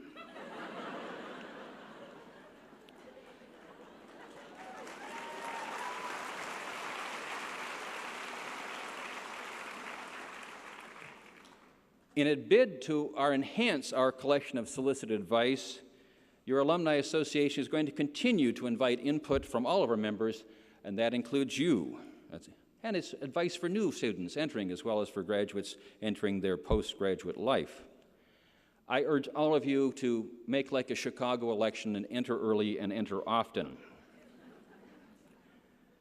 This new initiative is one kind of support from one generation of the McMaster faculty family to the next, and we believe it's important because for every McMaster class, regardless of the era, there are two things that are shared. First is the great potential that you have as new graduates of one of the world's top-ranked universities.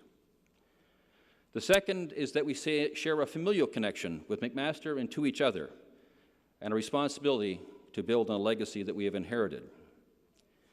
Your Alumni Association is here to help you maintain that connection. You have received or will receive a convocation booklet that describes the programs of the association. You can be part of MAC 10, a program for grads of the last decade. You're going to be receiving our alumni magazine either in your mailbox or online called McMaster Times. And certainly, there is a large online community. You can follow the association on Twitter, Facebook, YouTube, LinkedIn, or Flickr. How Dropbox missed out, I don't know. And we have access-added value-added services like home, auto, and life insurance. Doesn't seem important now, but it will later. I hope that you'll take time to join fellow alumni at one of the hundreds of events that we organize annually, whether it's in Hamilton, across Canada, and around the world.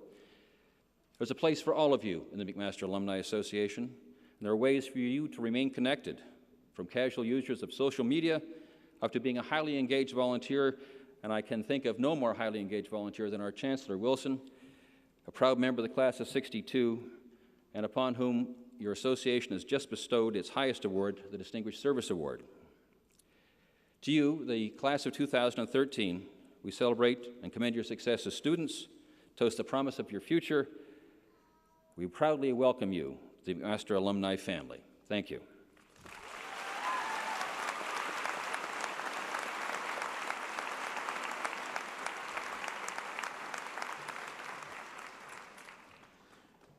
May I invite Dr. Dean back to the podium to deliver his President's Address.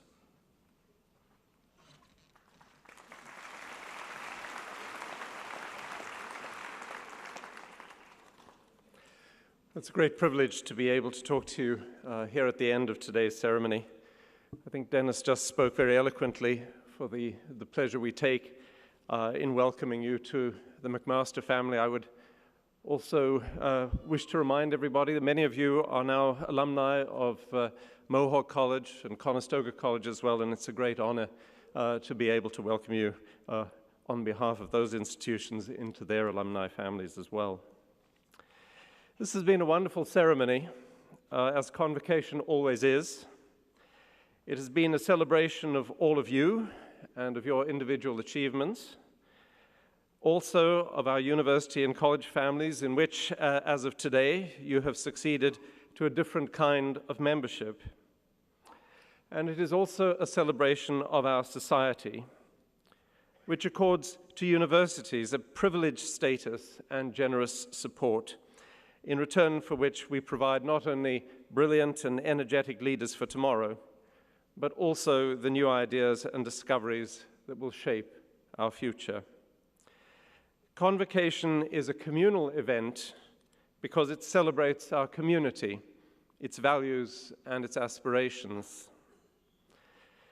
So this is a time to contemplate where you fit in, not only within the university community, although Dennis certainly gave you some good ideas about that, but more broadly in our society and in our world. 3 years ago, at my first McMaster Convocation, I tried to describe where I saw myself fitting in and spoke about the idea of education as integrity, about my belief that education is diminished in its value and in its effect when it falls out of touch with the full range of human concerns. So in keeping with that belief, the question I would ask you to consider today is this: where will your university education eventually find its value, and where would you hope to see its greatest effect? How will your life, as the proud holder of a degree, intersect with and address the large questions facing our species and our planet? Now, Ronald Dworkin, the eminent legal philosopher from whom I quoted on this platform 3 years ago, identifies the issue in this way. This is what he says: living must be more than finding oneself pulled by unexamined habit through worn grooves of expectation and reward. No respectable or even intelligible theory of value, he writes, supposes that making and spending money has any value or importance in itself, and almost everything people buy with that money lacks any importance as well. That is a quote from Dworkin. Dworkin prompts us always to be mindful of the value of what we do, and to understand value in qualitative rather than quantitative terms. Value is something that resides in relationship, in between people and things, between people and ideas, and it is to be measured, if it can be measured at all, in effect. There's a very dark passage in Dworkin in which he expresses this notion bleakly but quite beautifully. He says, "The only value we can find in living in the foothills of death as we do is adverbial value." In other words, how we live is a question of value. That we live and die is merely a matter of fact. Ronald Dworkin died at the age of 81 in February of this year. In his last major work, published in 2011, he sought to bring together all the strands of his thinking, from political philosophy to moral philosophy to the theory of interpretation and so on. And he gave this book a most enigmatic but also memorable title. The book is called Justice for Hedgehogs. Now, the title, as he tells us, actually comes from an ancient Greek poet called Archilochus. It was made popular by another philosopher in the early 20th century. And the line goes this way. It's a fragment which survives from many years ago. This is the line: "The fox knows many things, but the hedgehog knows one big thing." And Dworkin uses this line to contrast two ways of viewing the world. The first, which regards experiences and phenomena as serial, separate, and individual, while the second sees them as not merely connected, but integrated, not a series, but a singularity. For Dworkin, this is the line I always remember from this book: value is one big thing. I was reminded when Emily spoke to you about the obligation to treat the whole person and to live always with an awareness of the needs of the whole person, not simply the person as body. Value is one big thing. I'm not going to try to unpack that assertion in all of its complexity, except to refer you back to my observation that value is something which resides in relationships and that has no existence outside of relationships. At one level, this simply means that the realm of ethics and morals is community, the network of relationships through which we have an opportunity to do more than merely live. It also means that moral and ethical values are of necessity interconnected and interdependent. You cannot realize the potential value of your life through compartmentalization. Think about this. To be ruthless and uncompromising in the office or in the workplace, yet loving and solicitous at home in the bosom of the family. The question is, what kind of a life is this? What can we say about its value? If value resides in the adverbs which describe our actions and the adjectives which are used to describe us, how does that equation which links ruthless and loving work out? Does it resolve as zero? Only the hedgehog knows. The point about the hedgehog's view that is worth remembering is this: the value of a life is the sum of its qualitative interactions with the world, immediate and remote, direct and indirect, private and public, professional and recreational. And integrity, as we commonly understand the word, resides in the consistency with which we apply ourselves in all of those realms. We have integrity when we act not according to values that change with circumstance, but as if our value as persons is one big thing. I am, in a sense, turning around to Emily's exhortation to you. It's important for you to think of yourselves as whole people, uniting in yourselves and in your actions many, many disparate areas of activity. Now, notwithstanding Dworkin's very critical comments about the value of money and what can be bought with it, there is an interesting analogy in the world of finance, useful for thinking about the project of being a worthwhile human being.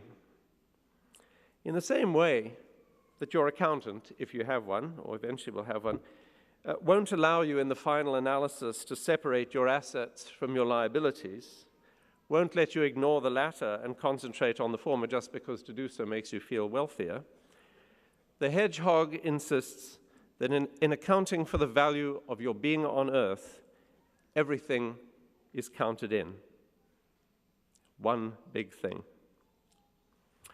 Now, in anticipation for today's convocation ceremony, I noticed this as you walked across the platform. Many of you went out and invested in some new clothes. A new shirt, a tie, dress, or shoes, perhaps. Now, I'm not a shopping theorist or expert, merely like most people, an occasionally enthusiastic amateur.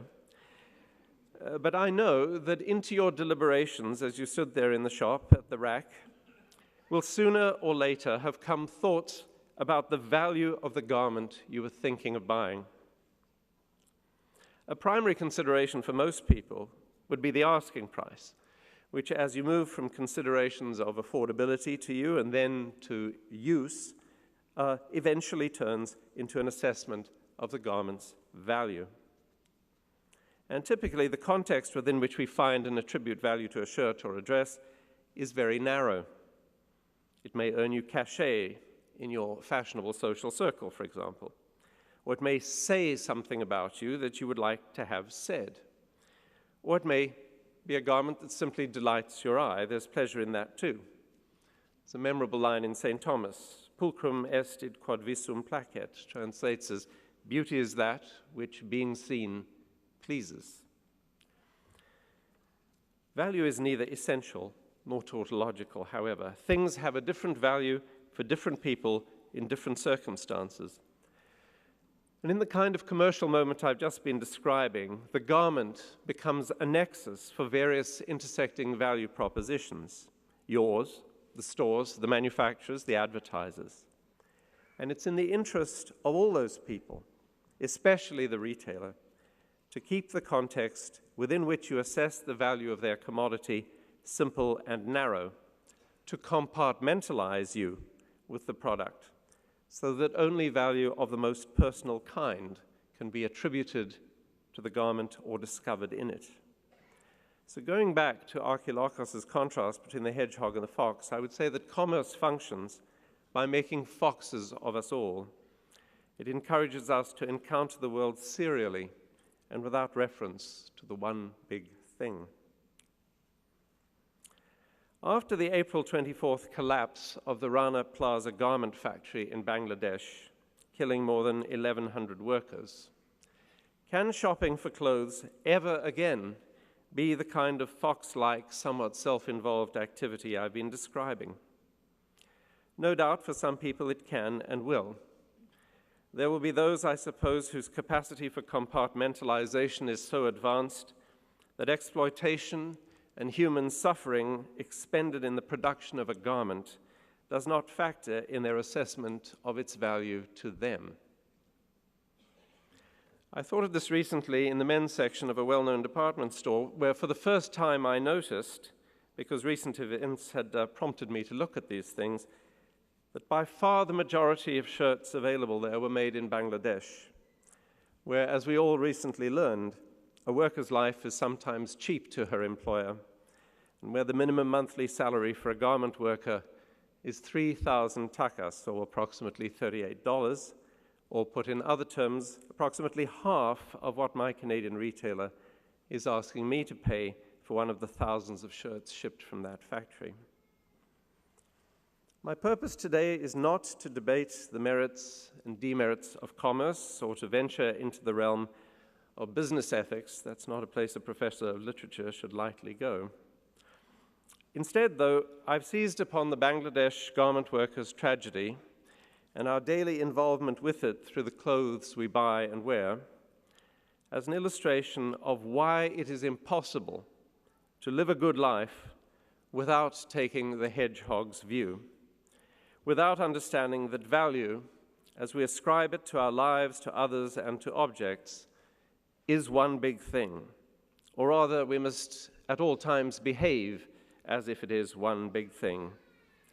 The inhumane treatment of workers in Bangladesh must be reckoned by me as I assess the value of a garment I'm being invited to purchase. If I do not do that, my own value as a human being is diminished. Many of you will know E.M. Forster's novel, Howard's End. And one of the characters in that novel exhorts the others to connect. Only connect, she says. Live in fragments no longer. That is the solution to human happiness and prosperity. In Dworkin's analogy, it is the hedgehog who sees the world in its interconnectedness and who understands his own value in being of the whole and acting for the good of the whole. This convocation ceremony provides an opportunity to ask you to take your degrees and go out into the world in the same spirit, if not confident in your ability to transform the world, at least determined to live in it with integrity and with dignity. Farewell, hedgehogs.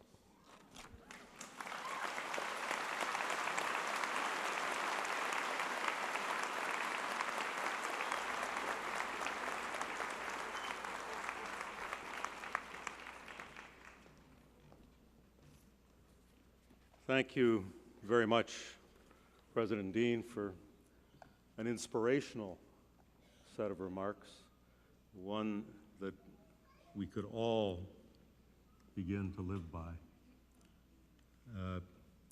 I was surprised this year when the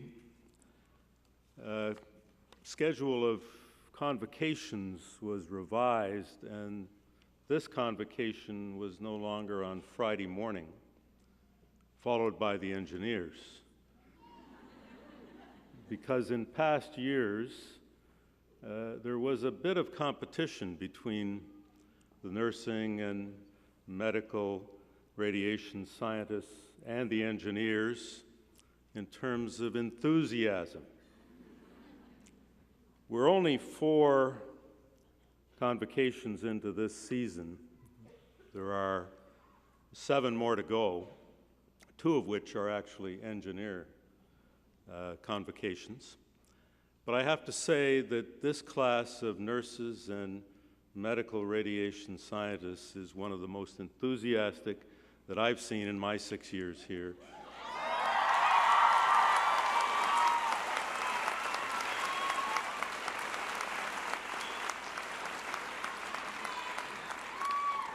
I intend to pass that message on to the engineers later this week. In fact, tomorrow is their convocation, and we'll see. I will try and find a way to let you know what the result is. But I really enjoy this convocation as much as any because of the obvious enthusiasm of all of you for each other and for the degrees that you're receiving here this morning. So thank you for that. And good luck to all of you in whatever your careers or further training involves in your lives.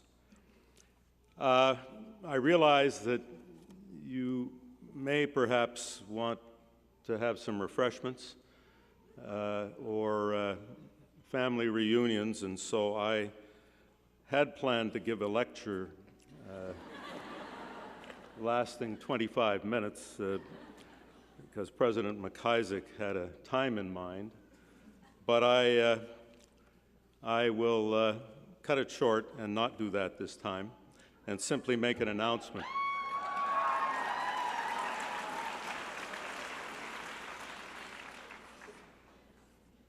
So pinning ceremonies for the nursing graduates and their guests will be in the Hamilton Convention Center at 1:30 p.m. today, and a reception outside each room will follow the ceremony. Flowers that have been delivered for graduates will be available at the coat check in the main lobby. I'd ask you to please remain standing at your seats until the academic procession and the graduates have left the hall. I'd ask you now to please rise and join with me in singing of our national anthem. After the singing of the anthem, this convocation stands adjourned.